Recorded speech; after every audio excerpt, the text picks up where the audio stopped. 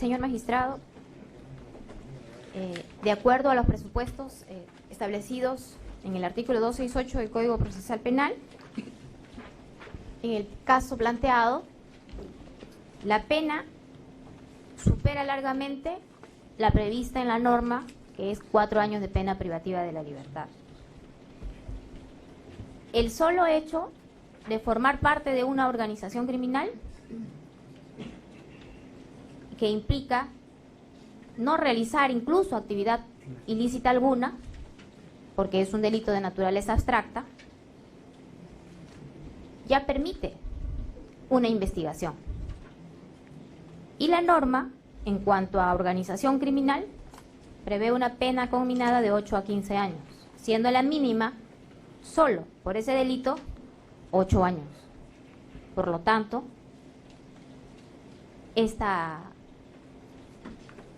este presupuesto ya ha sido superado solo con esta imputación. Sin embargo, y como se ha precisado, concurren otros delitos en concurso real. Por lo tanto, conforme al artículo 50 del Código Penal, correspondería la sumatoria de las penas. Y si efectuamos una prognosis cierta y evaluamos el tercio al que le correspondería en caso de ser... Salud, señor. Al que le correspondería en caso de ser sentenciado, estaríamos hablando de que en el delito de cohecho activo genérico, al advertirse que no registra, no obstante tener varios procesos de investigación, pero no registra antecedentes, en el primer tercio del tercio inferior, con lo que colocaría en cuanto a la pena probable en el delito de cohecho activo genérico de 4 años a 4 años con 8 meses, por lo que también supera el mínimo de ley establecido en el inciso B del artículo 268. De igual modo, el cohecho activo específico, que dentro del tercio inferior correspondería de 5 a 6 años, y el delito de tráfico de influencias, que de igual manera en el tercio inferior estaríamos de 4 años a 4 años 8 meses, con lo que efectuando la sumatoria legal estaríamos previendo una pena conminada de 25 años 8 meses, en el caso de que se lleguen a condenar al señalado señor Edwin Oviedo Pichotti, con lo que se cumple con el segundo presupuesto. Sí, bueno, en principio, señor magistrado, también el código.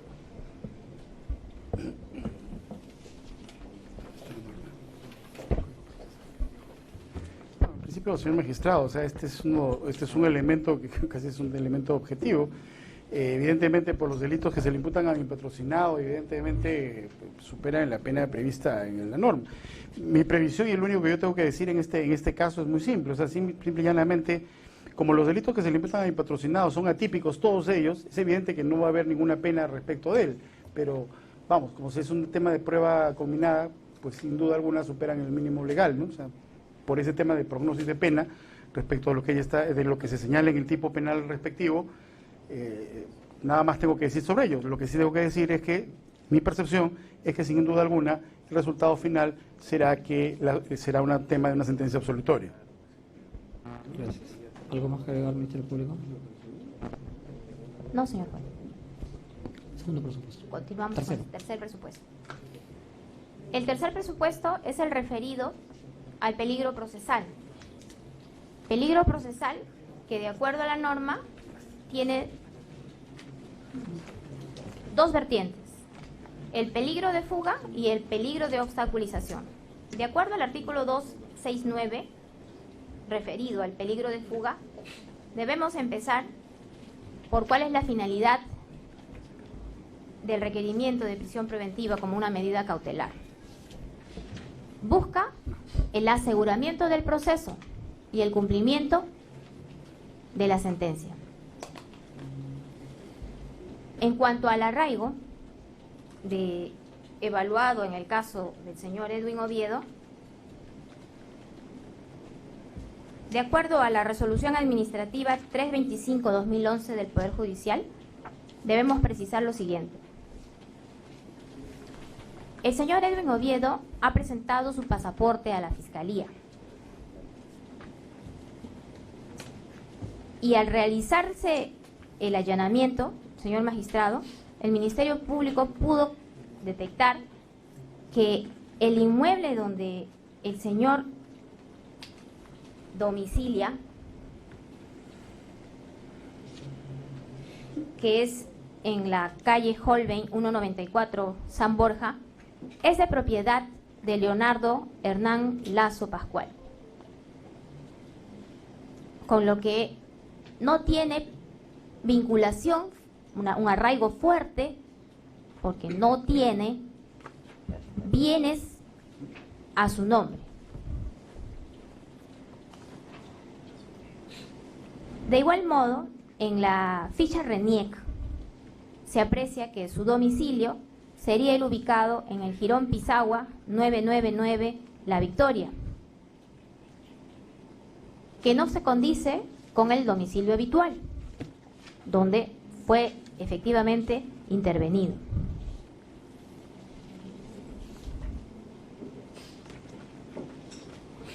Por eso debemos entender que esta situación de arraigo domiciliario no tiene una calidad tal que lo vincule al inmueble o que lo desmotive, porque esa es la finalidad del arraigo, desmotivarlo a una fuga. Por el contrario, el no tener un inmueble a su nombre, ni bienes a su nombre, debilitan el arraigo. En dicha diligencia también, señor magistrado, se incautaron tarjetas bancarias, Lampaz, tarjetas de extranjero, los cuales evidencian su posibilidad económica. Y como sabemos, esto incrementa de igual modo la posibilidad de fuga.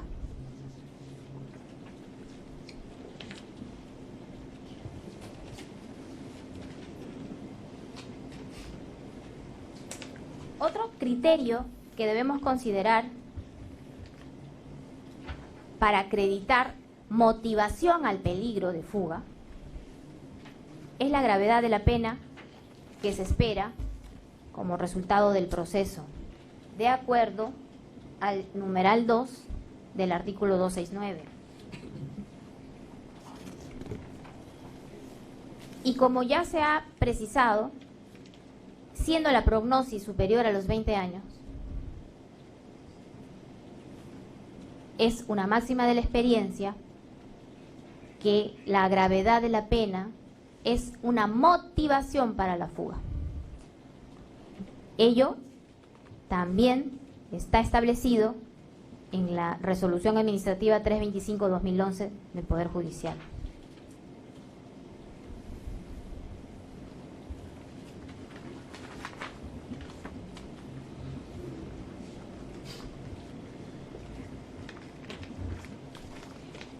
Esta resolución administrativa señala que es perfectamente posible aplicar una prisión preventiva a una persona que tiene domicilio conocido o familia. En el caso del señor Oviedo, efectivamente, al realizarse el allanamiento en el inmueble donde habita o su residencia habitual, tomamos conocimiento de la presencia de su cónyuge y de sus hijos, con lo que tiene familia. Pero atendiendo a la resolución administrativa antes mencionada, es perfectamente posible aplicar esta medida restrictiva evaluando una ponderación de intereses. Porque debemos concluir, señor magistrado, en proteger fundadamente el desarrollo y el resultado del proceso en el que se encuentra involucrado, de manera que se asegure el resultado y los fines del mismo.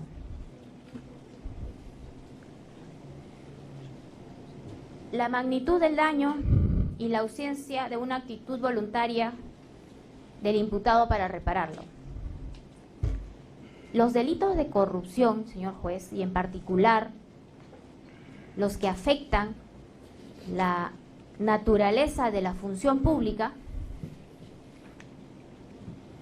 más aún los referidos a la justicia como el más alto valor, entendiendo a la justicia como el fundamento necesario para una igualdad de poderes. Ese es el rol fundamental del sistema de justicia. Si permitimos que la corrupción penetre el sistema de justicia, entonces la afectación del sistema en general, de la sociedad democrática, sería grave.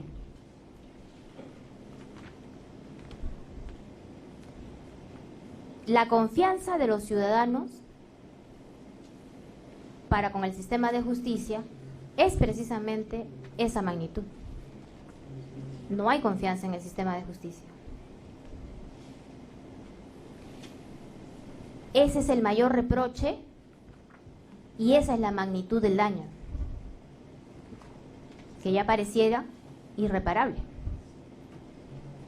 Y en el caso concreto, se imputa al señor Oviedo estar vinculado a una tercera red de corrupción de altos funcionarios.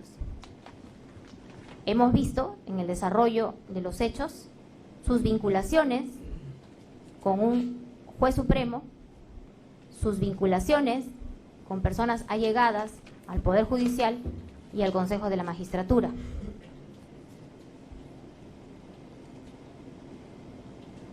Y eso, señor magistrado, desmerece la función pública. Y el venir negando los hechos, no obstante ser un derecho del imputado, advierte pues una actitud de negativa para reparar el daño.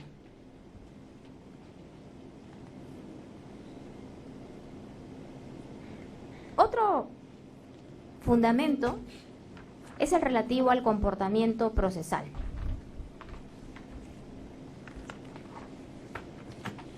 Materia de esta investigación ha sido describirle a su despacho cómo de manera obstruccionista el señor Edwin Oviedo se ha sustraído de la investigación que tenía en Chiclayo. Es recién ahora que se entienden las circunstancias de los casos que tiene una medida de aseguramiento, que es la que esta Fiscalía solicita también a su despacho.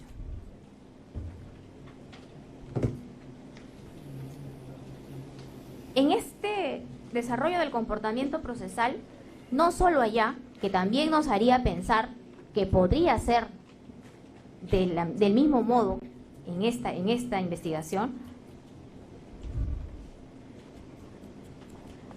ha existido una pública comunicación del señor a través de un documento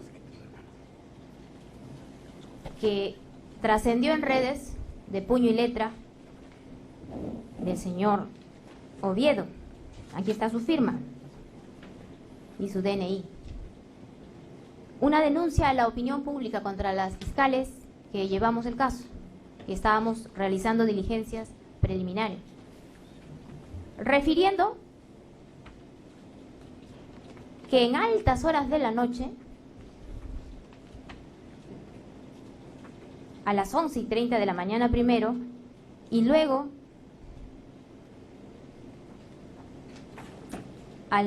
en altas horas de la noche, habría sido propiamente coaccionado para que sea un colaborador eficaz, cuando la norma establece y permite al Ministerio Público propiciarla. Tanto es así que en su declaración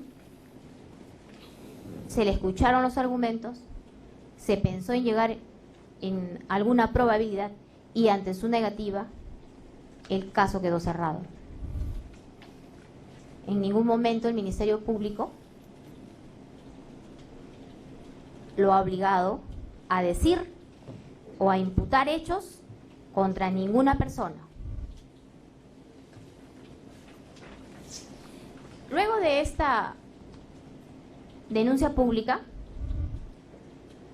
el abogado Julio Rodríguez se presenta en una entrevista también televisiva y señala pues que ante estos hechos se pueden iniciar acciones legales contra la Fiscalía, quien además asegura ha cometido actos arbitrarios en este procedimiento al haber formulado apelación al auto que usted declaró improcedente, la medida inicial de detención preliminar. Y cuando se le pregunta incluso, ¿usted va a accionar también entonces contra la sala? El abogado dijo que eso estaban evaluándolo, porque era algo ilegal lo que se había realizado. Y ya sabemos que han interpuesto incluso una nulidad al respecto. Esas argumentaciones o esos procedimientos son los que han venido realizando del mismo modo en el proceso anterior, lo que nos permite advertir que este procedimiento va a ser constantemente articulado por la defensa.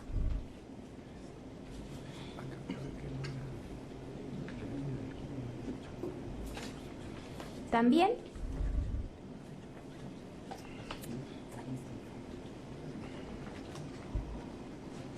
es oportuno, señor juez,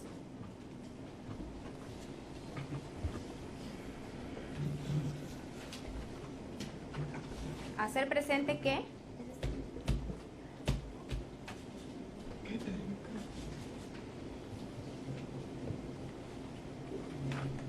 en el desarrollo de una diligencia preliminar sucedió un incidente y la policía a cargo emitió un informe a esta fiscalía, el informe 112-2018 DIRNIC, en el cual, y lo describo así, se hace de conocimiento que mediante este documento da cuenta que el día 7 de diciembre, a horas 12:40 aproximadamente, en circunstancias que se realizaban los exámenes de ley, dosaje etílico, toxicológico, sarrungueal, físico-químico, biométrico, AFIS, absorción atómica, restos de disparos y biológicos, a los detenidos que se encuentran en la investigación preliminar, en las instalaciones de la Oficina de Criminalística, quinto piso, se presentó la persona de Miguel Francisco Ábalos Alba, DNI 40 744150 y el registro de CAL 64520, refiriendo ser abogado del señor Edwin Oviedo, exigiendo en ese momento conferenciar con su patrocinado. Se le hizo de conocimiento que estaban en los exámenes ya mencionados y que acudiera a la oficina de Depinés, ubicado en la prefectura, donde podrá conferenciar una vez culminada el trámite, el procedimiento, como es su derecho. Sin embargo, respondió en forma desafiante y amenazante: te voy a grabar, vas a salir en las redes sociales, te voy a abrir procesos judiciales, entre otros términos, tratando de entorpecer el desarrollo de la diligencia.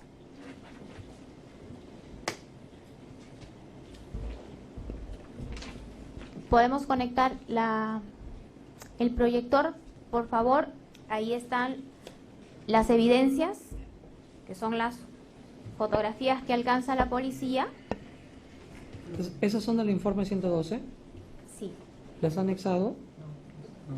Está, Porque yo veo que sí están descritas en la página 77 de su requerimiento. ¿Las ha anexado? también están también el escrito de denuncia pública. No, le pregunto respecto de esas tomas fotográficas que son parte de un informe 112-2018. Las tomas fotográficas no están. ¿Y por qué no las han anexado? ¿Por qué no las han anexado, señorita fiscal?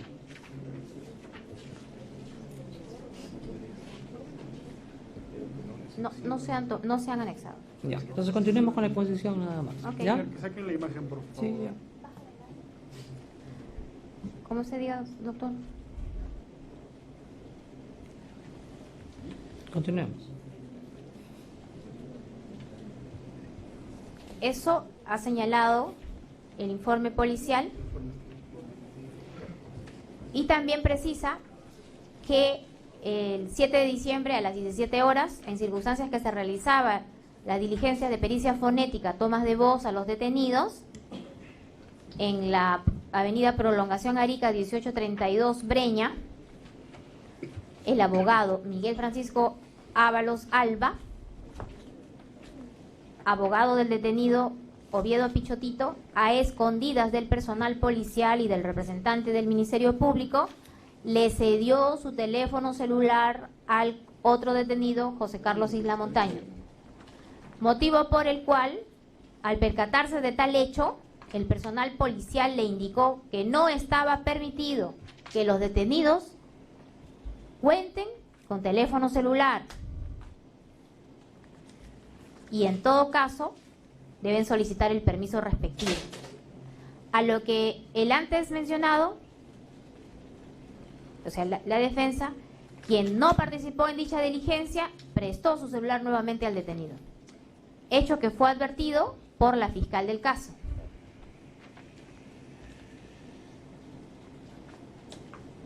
De igual modo, se deja constancia que el 8 de diciembre, en el desarrollo de la diligencia de deslacrado, extracción de información de dispositivos electrónicos, equipos celulares y componentes y visualización, en la que participa el detenido Edwin Oviedo Pichotito, el mismo abogado, Ábalos Alba, habría mostrado una actitud malcriada, prepotente contra los presentes en la diligencia y pese a las recomendaciones y exhortaciones, realizaba grabaciones fílmicas al personal designado para el apoyo de la diligencia, función que estaba siendo dirigida por un representante del Ministerio Público, personal de pesquisa y personal técnico operadores del UFETOSH 2, para posteriormente negarse a guardar el teléfono celular con el cual estaban las grabaciones,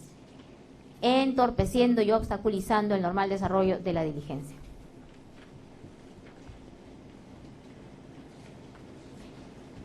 Y continúa, por lo que sugieren la policía a la autoridad fiscal se pone en conocimiento de los hechos para que actúe conforme a sus facultades. Como se dejó constancia en el desarrollo de las diligencias preliminares, la conducta procesal no ha sido la más adecuada.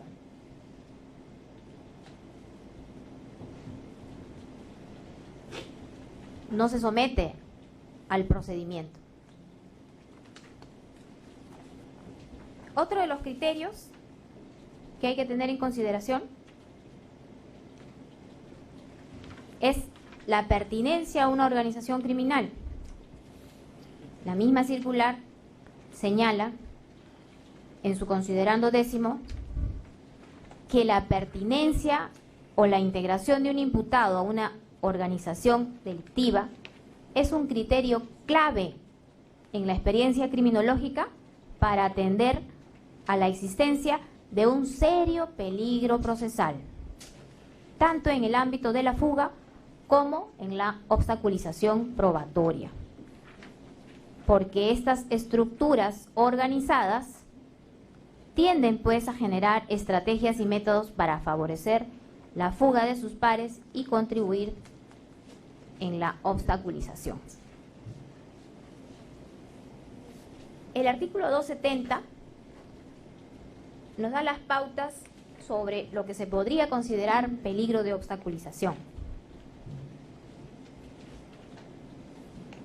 Y nos detalla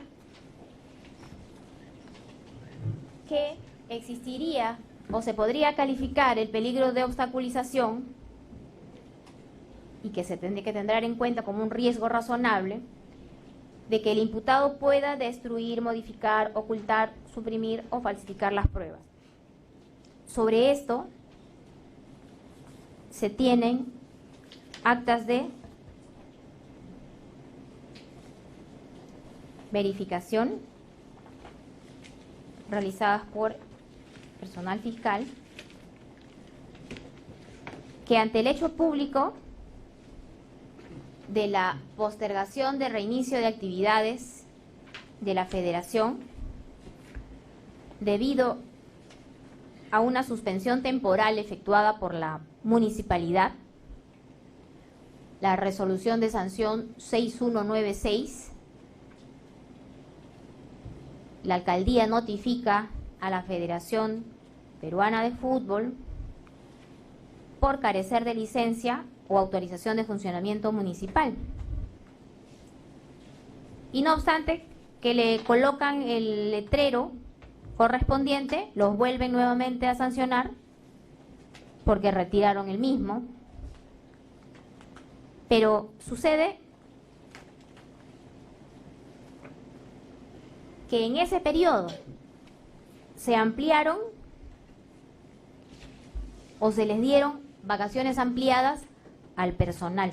Y efectuada la corroboración de esta información, se hizo una entrevista a los señores Antonio García Pay, gerente de selecciones, y el señor Juan Carlos Oblita Saba, director deportivo de la Federación, quien, entrevistado por el Ministerio Público, comunicaron que efectivamente la Federación tuvo un cierre temporal por una notificación del 25 de julio realizado por la Municipalidad de San Luis. Y aproximadamente el 25 de julio recibieron una comunicación al correo institucional referido a los descansos de 26, 27 y 30 de julio. Los mismos que llevaban, dice, el membrete de la Federación, y estos comunicados llegaban a todos los empleados de la Federación, a un correo denominado Mi Familia, donde informan que se habría decidido extender los días no laborables a partir del 26, las cuales eran horas recuperadas. Y señala, esto fue aprovechado por la clausura de la municipalidad y posteriormente envían un comunicado para postergar el reinicio o ampliar el periodo vacacional hasta el 2 de agosto. Y se recibe un tercer comunicado de ampliación hasta el 7.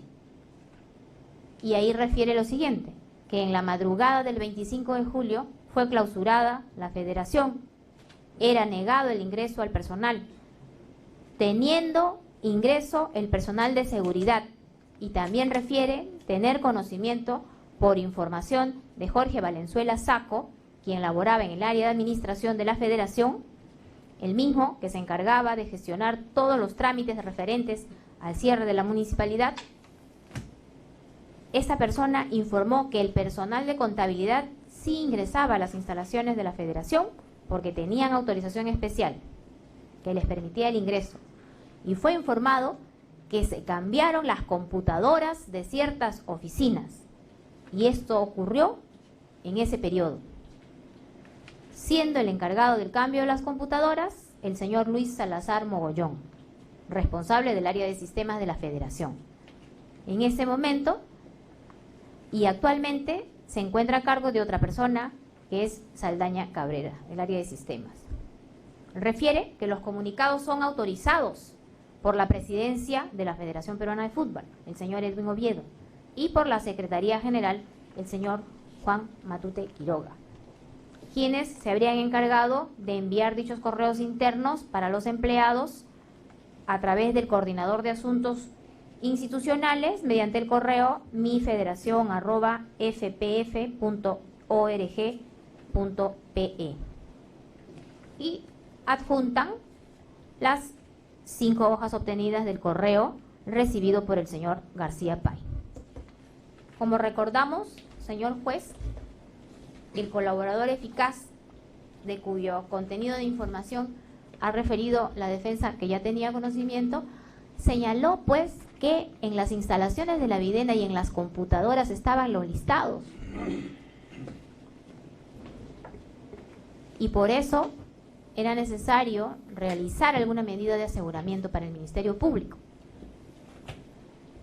Cuando el Ministerio Público realiza la ejecución del allanamiento, las computadoras son nuevas. Y no todas las áreas tenían computadoras, no tenían laptops. Lo que corrobora un acto de obstrucción concreto y con declaración de 2 testigos que han firmado el acta. ¿Le ha juntado también el acta? No.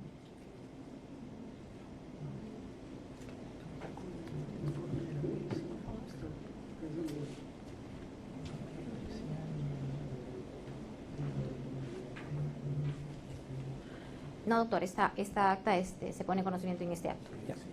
Siga nada más, continúe con la exposición. Está solamente leyendo lo que está contenido en el requerimiento. Continuemos, Ministerio Público.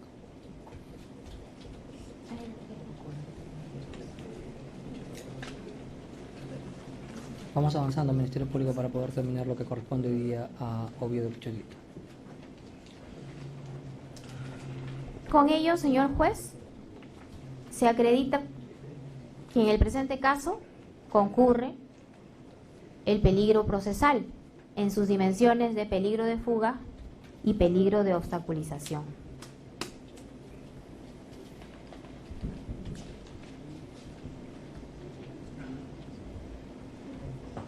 Respecto al comportamiento para inducir a realizar algunos comportamientos, los informes policiales acreditan que la defensa, pese a las recomendaciones y a las exhortaciones brindadas, siempre con una actitud renuente, poco colaborativa, no se sujeta a la investigación. Eso ya lo dijo, continuemos.